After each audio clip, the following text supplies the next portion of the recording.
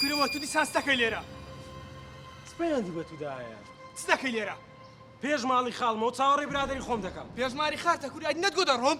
ناڕۆم بە تو چێ پێش ماڵی خاڵی خۆم نییە؟ چ دەکەی لێرە بەس پێم برێ تێم بگەینە. چاوەڕێی برادرم دەکەم هیچ پەیوەندی بە تودا نییە. چاوەڕێی برادرت دەکەی یان مەقسەدە چ دیکەت هەیە؟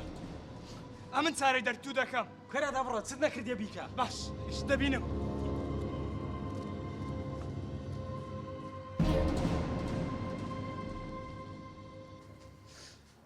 دایکە بەخوا ژیانم نەماوە لەگەڵیا ئەو ڕۆژە ساحب مۆلیدەکەمان هاتبوو تەقەیا لە دەرگا پارەی مۆلیدەم بۆ برد کە هاتەوە یەک کاری پێکردم دایکایی و تۆ چۆن دەرگا لە پیاوێکی بێگاناکەیتەوە کە بەتەنیایی.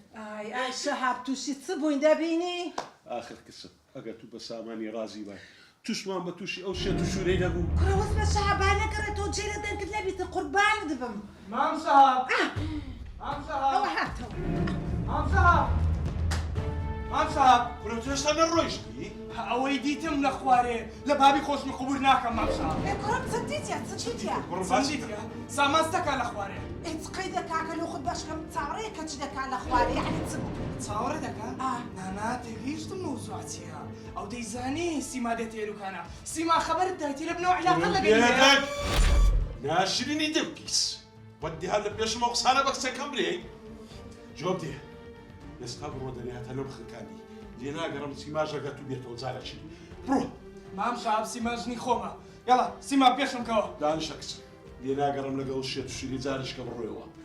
شا بە قوربان بە مشکلەکە گەورە نەبیتن لێکەرە با بچیتەوە. خۆدرا کولێ لەگەڵ کولێ لەگەڕم جارشکە کچیم لەگەڵ سەلامێ بستەوە بڕۆ بڕۆ هەتا عەقڵ دەمێشکم بەهاتە نەم کوشتی بڕۆ لەو ماڵی بڕۆ دەرێ سیما بڕۆ دەرێ کوریا بێ چاڕوو بڕۆ دەرێ داوە شێ سەلام بەرێ وەڵڵا ماما وەرە ماموچنەوە ئامانەتم گۆیە تا دێمەوە.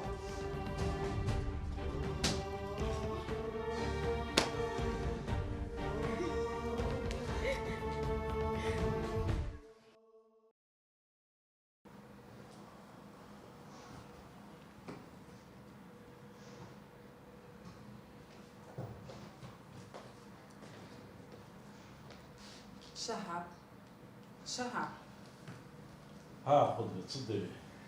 دەرێم ئەتوو لۆ لە مۆزوعی قسە چی ناکەی ئەو کچەوە هەفتەکە لە مارەیە ئەخر باوەی لێ نێت یەک جیا ببنەوە و دوایش خەرک باسمان بکات و حەیامان بچیت. خاشە خۆ من سزنم نەکردێ لە مارێ ئەی ناکە قسە چی بکە لەگەر کەس و کاری ئەو کوڕی دەبا بێنەوە کچەی بنەوە بە ئەو مشکلە هەمووان قسەم کردێ لەگە خاڵەکانی لەگە مامەکانی هەموو دەڵێن ئەوە بێفایدەیە لەگە ئەو کوڕی. یەک شت مایە نەکردێ قودرەت با ئەوەش بکەم ڕاست. چ دەکەی؟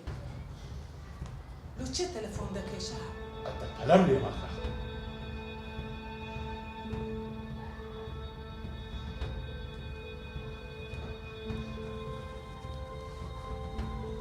ئەلو کاک زەمیر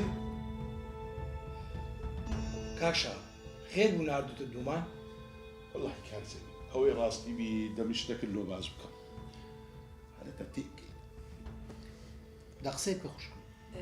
وەڵڵاهی چ برێ برام ئەم دەرێم ئەنگۆلۆ ژنە چلۆ سامانی ناینە سامانی دانامەزرێنن.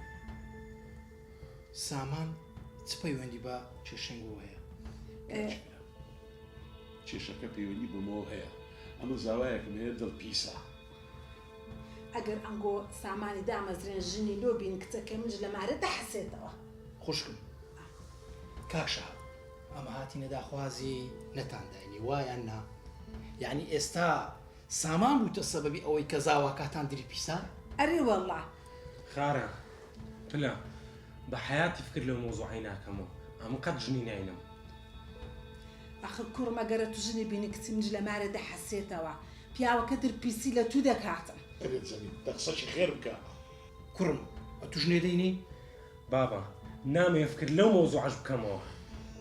جۆم دێ زەمیر ژنی لۆ کوڕت دەینی بینە ئەگەر نا سامان نابی جارشکە پێی بۆ مارەی کەیتم. کوڕە شەهاب بۆ چ دەرێ کو دەبێەوە دەزانم چ دەرە قودرەت لێم گەڕێ. مەمنونیش نەبی لەو مارەی تو دانانیش هەستە کوڕم. وەرە دەبڕۆن. جەمیل کاکە جەمیل دەست خۆشکارە خوارزای خۆت دەردەکەی لەسەر زاوایە چی؟ جەمیل بزانێت چت کرد؟